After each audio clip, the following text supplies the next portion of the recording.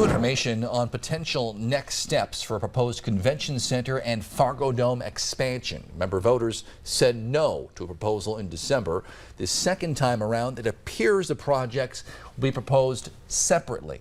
Visit Fargo Moorhead wants the City Commission to put a resolution on the ballot November 5th, calling for a vote to add an additional 3% lodging tax to the City of Fargo's existing 3% over 25 years.